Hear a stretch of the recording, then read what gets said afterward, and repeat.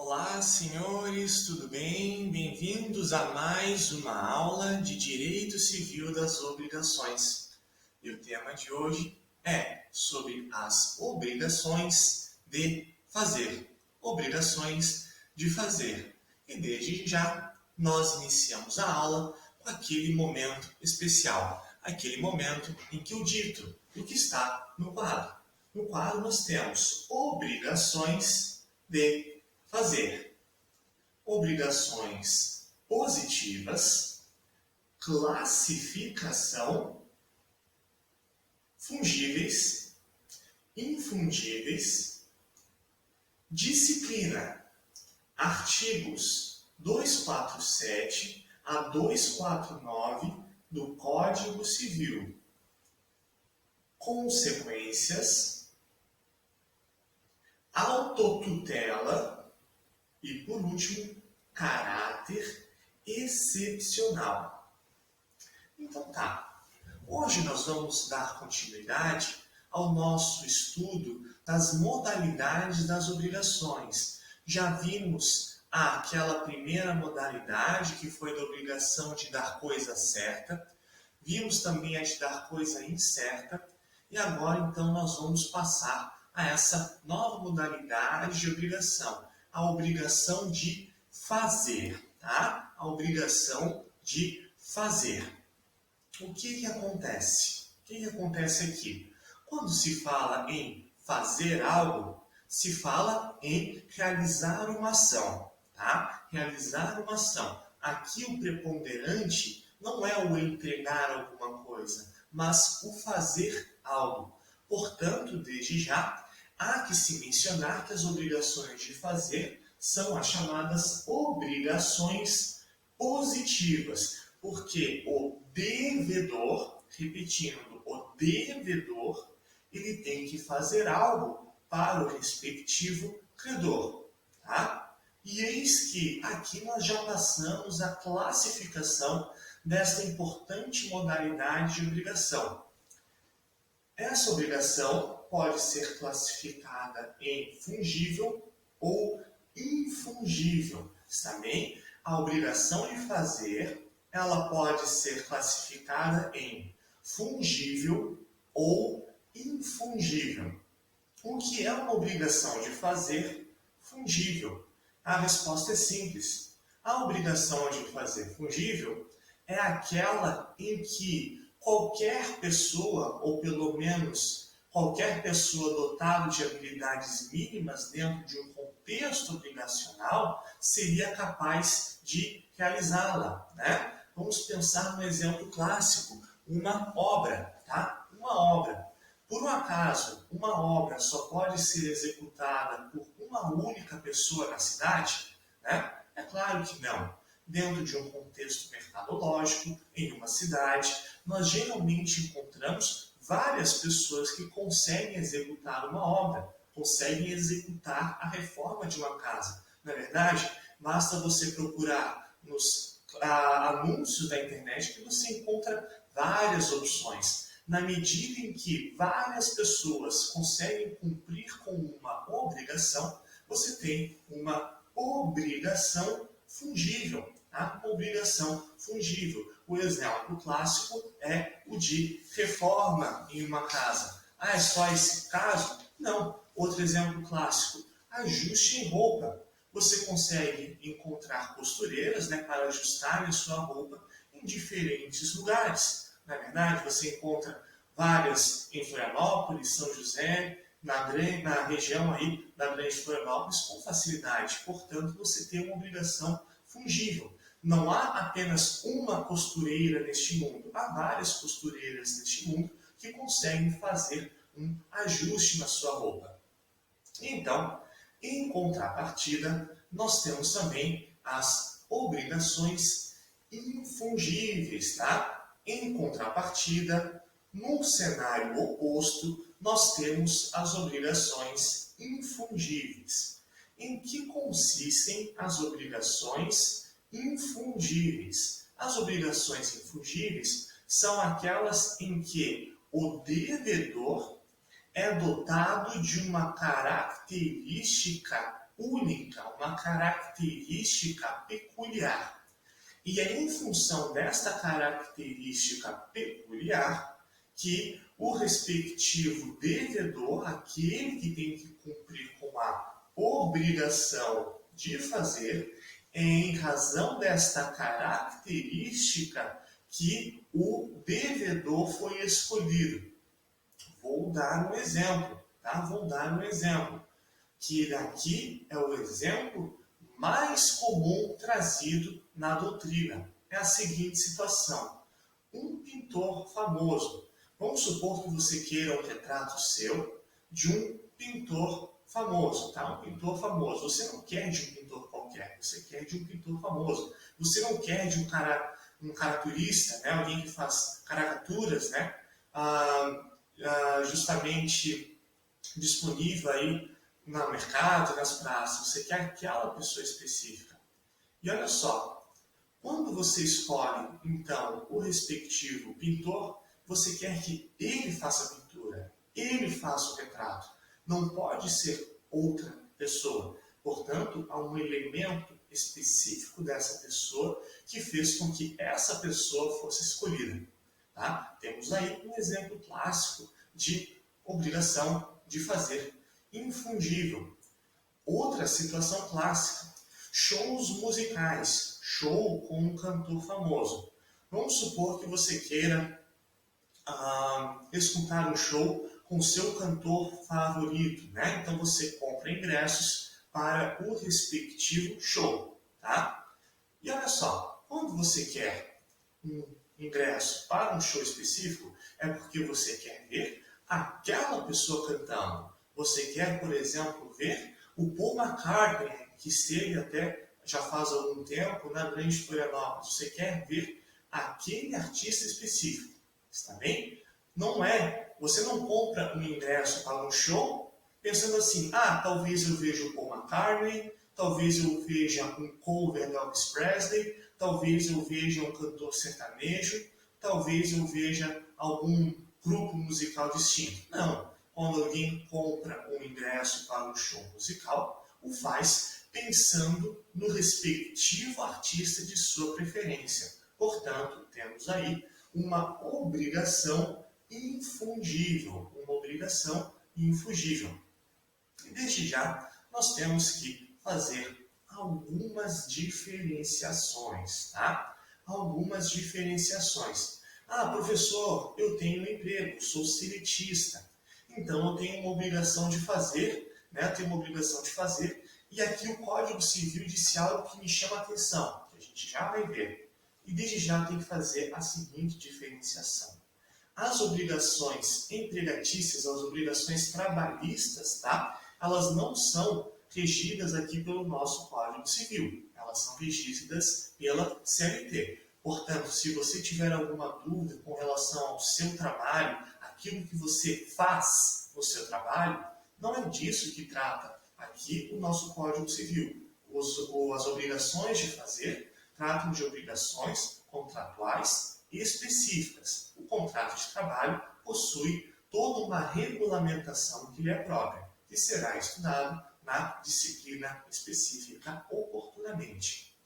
E aqui eu tenho que fazer uma segunda observação que é um pouco mais elaborada, que é a seguinte: nós já vimos que em qualquer contrato surgem deveres, surgem obrigações anexas, tá? Por que surgem essas obrigações anexas? E a resposta é muito simples: por conta do princípio da boa-fé objetiva. Por conta do princípio da boa-fé objetiva. Tá? Ou seja, a obrigação de, por exemplo, transparência, a obrigação de não realizar cobranças abusivas ou cobranças surpresa, a vedação do contraditório, a vedação ao comportamento contraditório, a vedação à ação surpresa, ação que não era esperada. Tudo aquilo, tá, representa um dever anexo de conduta. Nós temos essa categoria específica: dever anexo de conduta. Porém, mesmo para alguns deveres, tá? Mesmo para alguns deveres, jurisprudência admite que se aplique aqui a normativização das obrigações de fazer com relação a alguns deveres, de maneira muito excepcional, tá? Portanto, a depender do autor, que os senhores podem vir a encontrar, a obrigação de fazer vai vir a ocasionar um dever, tá? Um dever, por exemplo, um dever de prontidão em registro de determinada propriedade para que ela seja transferida, né? Isso traz algumas consequências, tá? Consequências. E desde já, eu tenho que falar o seguinte: a normativa sobre as obrigações de fazer encontra-se no nosso Código Civil, nos artigos 247 a 249, tá? Porém, as obrigações de fazer, quando descumpridas, acarretam uma série de consequências, tá? Uma série de consequências, sendo que algumas dessas consequências não estão previstas só no nosso Código Civil. E hoje a gente vai tratar também de algumas consequências, tá? Do descumprimento das obrigações de fazer previstas no novo Código de Processo Civil. Então vamos por partes. Vamos supor que uma pessoa se comprometa com a outra de pintar um quadro e esse quadro seja efetivamente pintado, as expectativas das partes sejam atingidas, né? E o pagamento é realizado. Temos algum problema aqui? Claro que não. Vamos supor que você tenha comprado o ingresso para o seu show e eis que o show foi efetivamente realizado. Você viu o show que você queria ver uma semana antes, né, da respectiva quarentena ser imposta, por exemplo. A obrigação foi cumprida.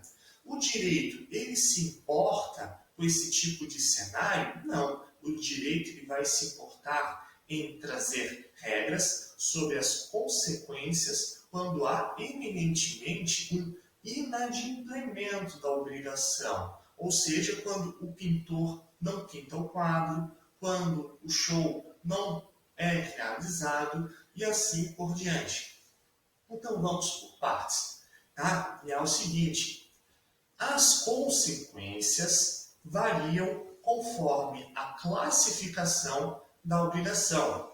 Ou seja, se a obrigação for fungível, pode trazer algumas consequências. Se a obrigação for infungível, pode acarretar ainda outras consequências. E uma das mais importantes que a gente vai deixar para ver somente ao final vai ser a autotutela em caráter excepcional. Excepcional, notem, está entre aspas, tá? Excepcional está entre aspas e eu já explico o porquê. Ok.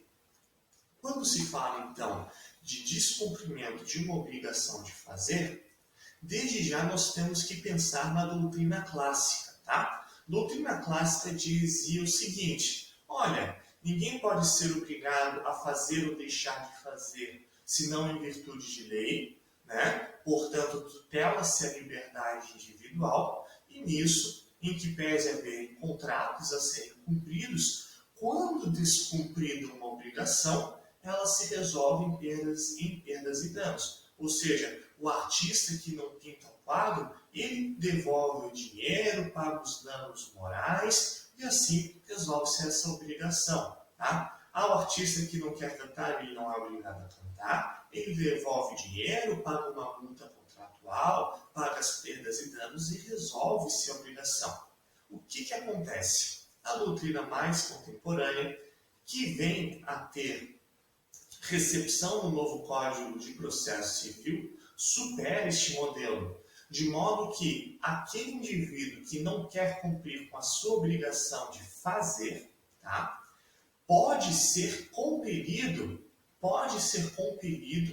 judicialmente, tá, judicialmente a realizar essa obrigação. Olha só, o pintor do quadro, ele pode ser obrigado a pintar o quadro. Ele não pode dizer o seguinte: eu devolvo dinheiro, pago multa e pago aí os danos morais. Ele já não pode dizer isso, tá? Simplesmente, ele pode vir a ser obrigado a fazer algo.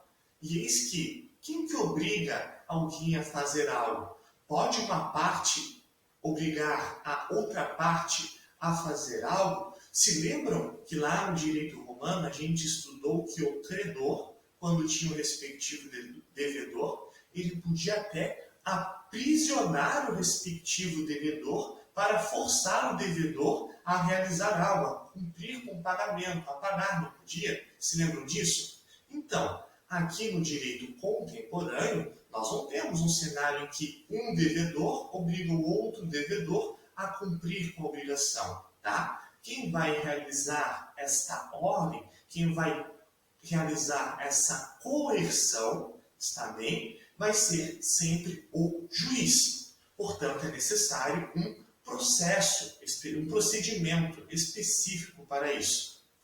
E desde já, nós temos o seguinte: de que maneira que um juiz pode forçar alguém a cumprir com uma obrigação? Os senhores vão estudar melhor na disciplina de processo civil, mas desde já eu destaco o que consta no artigo 497 do novo Código de Processo Civil. Repetindo, artigo 497, artigo 497. Portanto, pegue o seu vademecum, eu já peguei o meu, está bem?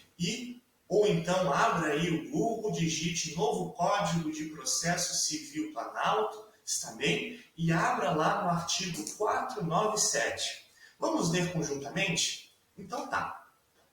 Olha só. Seção 4, está bem? Diz respeito ao julgamento das ações relativas às prestações de fazer, de não fazer e de empregar coisa certa. Olha só, portanto, nós temos um dispositivo que se aplica àquilo que a gente já viu nas aulas passadas com relação à entrega de coisa certa, se aplica também à obrigação de fazer, tá? Obrigação de fazer, conforme a gente tem aqui hoje. Não é coronavírus, tá, Rinite? E eis que nós temos esse dispositivo se aplicando também ao tópico que será visto na próxima aula, que é a obrigação de não fazer. Obrigação de não fazer. O que acontece aqui?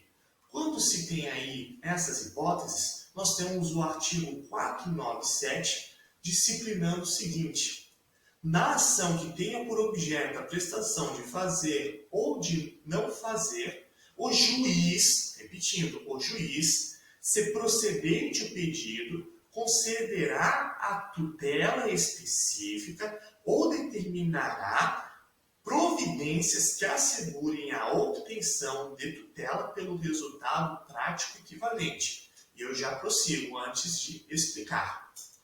Para a concessão da tutela específica destinada a inibir a prática, a reiteração ou continuação de um ilícito ou sua remoção, é irrelevante a demonstração da ocorrência de dano ou da existência de culpa ou dolo. O que acontece aqui? Tá? Temos uma leve superação do modelo clássico e até uma interpretação conforme a legislação processual vai ter que ser feita lá nos termos do nosso Código Civil. Sabem o que acontece aqui? Quando se fala em tutela específica, se diz respeito que a pessoa que foi lesada, ela está pleiteando algo em face do juiz. A tutela específica é basicamente, professor de processo civil vai trazer maiores detalhes, sabe? Mas é basicamente quando o juiz diz: olha, esta parte do contrato tem que cumprir com o que ela está se comprometendo. Tá? É o juiz determinando algo, é o juiz tutelando uma situação específica. E eis que, com relação a essa modalidade de coerção, como que o juiz na briga, nós temos as chamadas astrentes. Tá? O que é astrentes? São as multas que o juiz impõe para eventual descumprimento. Olha só, vamos supor que um pintor famoso, ele esteja aí, esteja se negando a pintar o quadro, tá? E a pessoa que contratou esse pintor, o cliente deste pintor, ele então quer que o quadro seja pintado. Ele pode fazer o quê? ele pode aí pedir que judicialmente o juiz obrigue que o pintor pinte o quadro, tá? O juiz pode ordenar judicialmente que o artista cante no respectivo show, está bem? E olha só, não obstante isso, como que o juiz obriga? O juiz vai pedir por favor? Não, o juiz vai fixar multas de astrentes, ou seja, em caso de descumprimento, você vai receber uma multa de, por exemplo, 30%.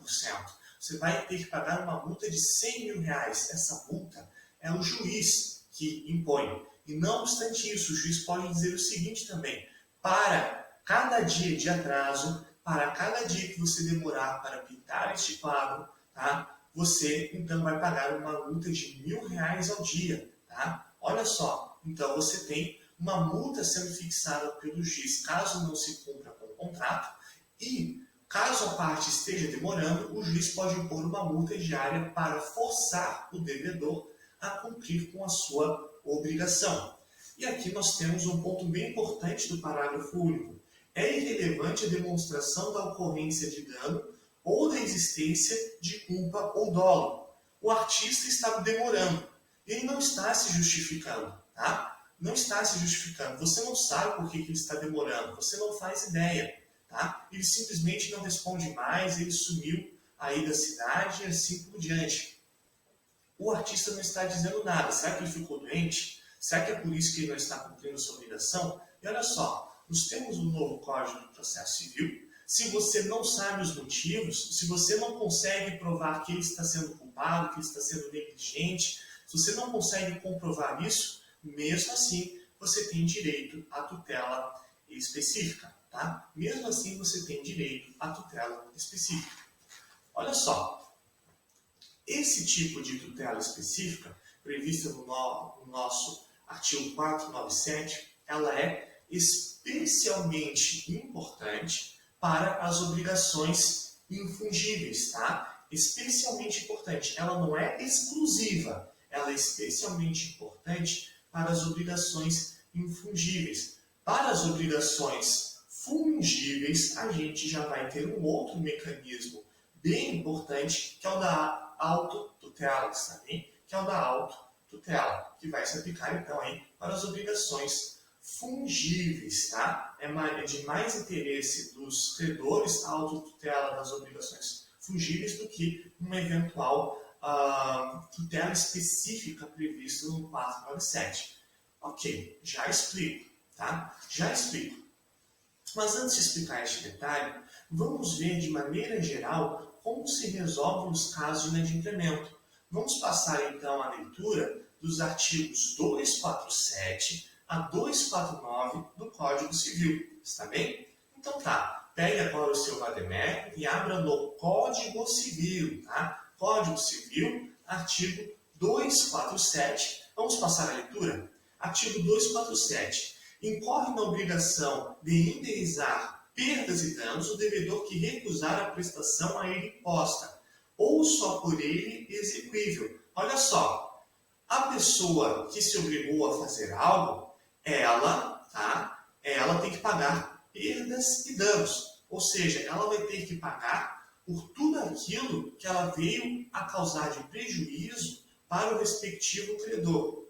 E olha só, a parte final diz, ou só por ele exequível. Aqui está se falando de infungíveis. Não interessa se é fungíveis ou infungíveis. A parte que está se recusando vai ter que pagar essas perdas e danos. Não obstante isso, não obstante essa obrigação de pagar perdas e danos, persiste uma consequência na esfera processual, que é a possibilidade, que é a possibilidade de se obter judicialmente a tutela específica. Ela pode ser forçada. Uma coisa não exclui a outra. Próximo dispositivo.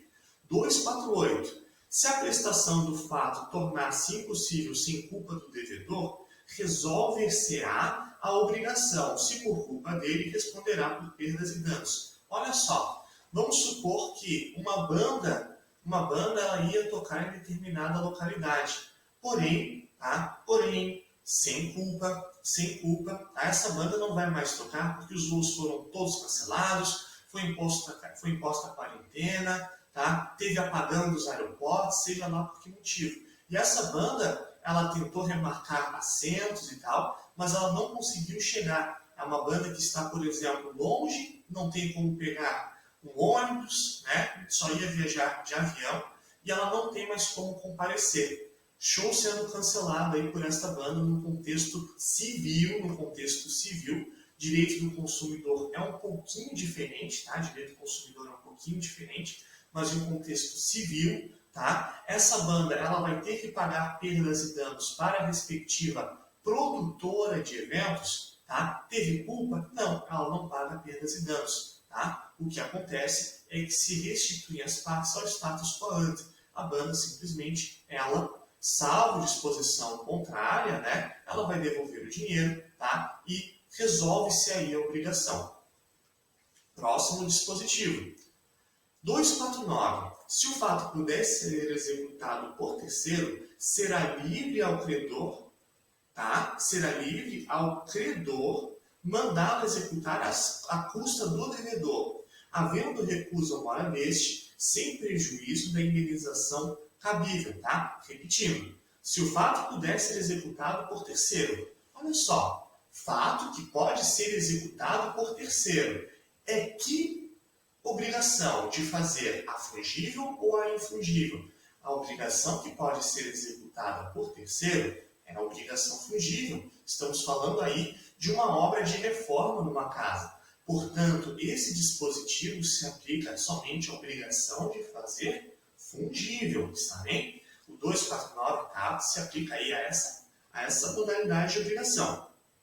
Pode mandar executar à custa do devedor. Ou seja, eu tenho direito à reforma de uma casa. O respectivo empreiteiro, né, o respectivo pedreiro, enfim, ele não apareceu.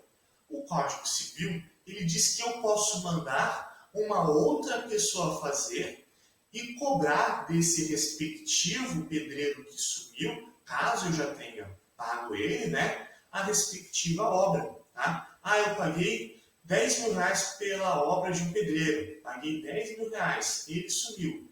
Eu posso contratar um outro pedreiro, pagar o valor devido e o pedreiro que sumiu vai ter que pagar para este outro pedreiro. Tá? É isso que diz o Código Civil. Temos um porém, existe admitida pela jurisprudência uma limitação, tá? Uma limitação do procedimento de contratação do terceiro. Olha só, eu quero contratar um novo pedreiro, tá? Eu posso contratar um pedreiro que agora está cobrando 20 mil reais? Olha só, o meu contrato anterior com o primeiro pedreiro era de 10 mil reais. Posso contratar um novo pedreiro que está aí cobrando 20 mil reais? A técnica jurisprudencial processual diz o seguinte: você apresenta 3 orçamentos, tá? Uma matéria de processo civil, e você pode contratar o mais barato deles ou aquele que apresentasse a média, tá? Ou seja, você apresenta um orçamento de 10, um de 11 e outro de 12. Você pode livremente aí contratar o respectivo de 10 mil reais e esses 10 mil reais você vai cobrar aí do anterior. Vamos supor que agora você só conseguiu 3 orçamentos, um de 11, um de 12 e outro de 13. Sabe-se lá por que motivo? Porque a falta de profissionais no mercado, assim por diante. Tá? Você pode cobrar 11 mil reais daquele pedreiro para quem você pagou 10 mil reais. Está bem? E olha só, tá? Esse procedimento fica implícito que precisaria de uma tutela judicial. Fica implícito na leitura do respectivo dispositivo, você precisaria ter autorização judicial, está bem? E olha só, parágrafo único, em caso de urgência, olha só, aqui nós precisamos de urgência. Pode o credor, independentemente de autorização judicial. Olha só, o 249 é omisso e o parágrafo único fala em autorização judicial. A interpretação que se faz é que no 249 caput você não tem urgência, tá? E você precisa do juiz. No 249 parágrafo único, tá? Você tem aí a necessidade de comprovação de urgência, mas já não precisa de autorização judicial. Então, em caso de urgência, pode o credor, independentemente de autorização judicial, executar ou mandar executar o fato, sendo depois ressarcido. Tá? Olha só, se a obra não for feita, vai ter aí a queda de muro, tá? Vai ter a queda de muro, uma obra urgente. Você pode mandar que o terceiro faça e depois vai ser ressarcido. Você não precisa de uma autorização judicial para isso. E esta situação, tá? Esta situação é denominada de autotutela. Autotutela. Você está se tutelando. Você tem uma relação contratual e você, diante do inadimplemento da mesma, você está procurando aí uma alternativa, mesmo sem ordem judicial. Olha só, a doutrina clássica vai dizer que isto é excepcional. Isto é excepcional, tá? Essa situação, ela é excepcional, somente em caso de urgência, tá? Somente em caso de urgência. O que acontece? Esse excepcional está entre aspas. Por quê? É necessário que seja tão excepcional assim? É necessário que seja tão urgente assim? Tá? E aqui nós temos que ver esse entre aspas por conta do seguinte.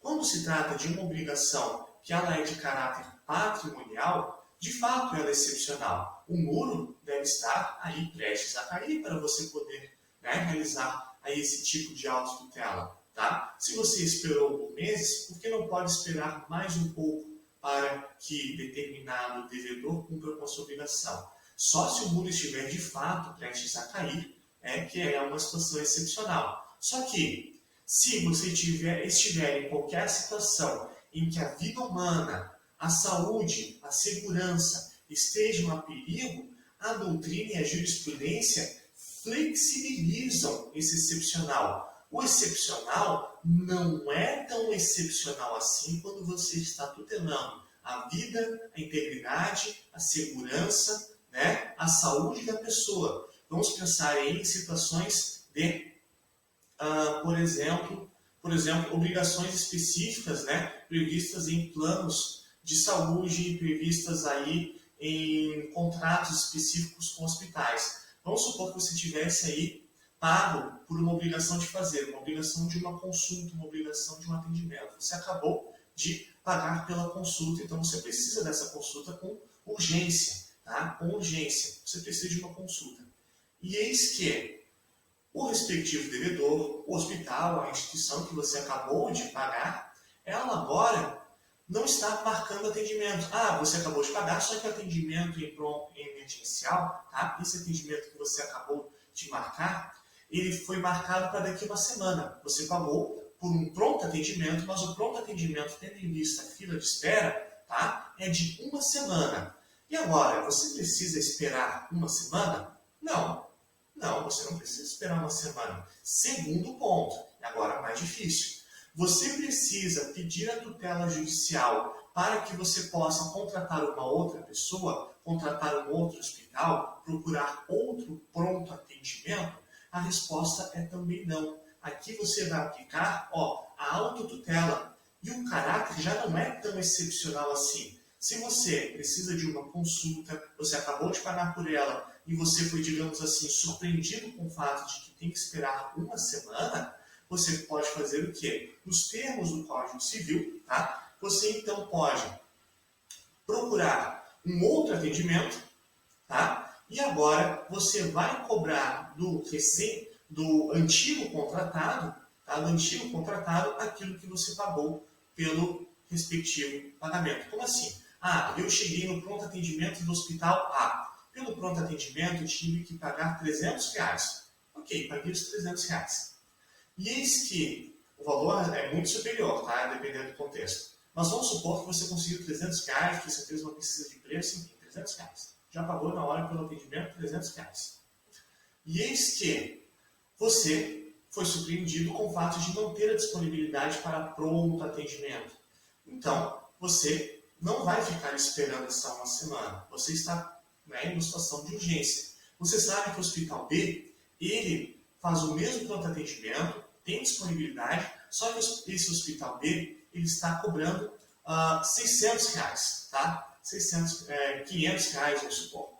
Só para constar, os valores podem ser muito superiores, né? Nesse caso, você pode, então, pagar esses R$500 para o Hospital B, e esses R$500 você vai cobrar tá, cobrar do hospital A que não quis cumprir a obrigação anterior. Em que pese você ter pago só R$300, nesse caso aí você pode cobrar os R$500 que você efetivamente pagou.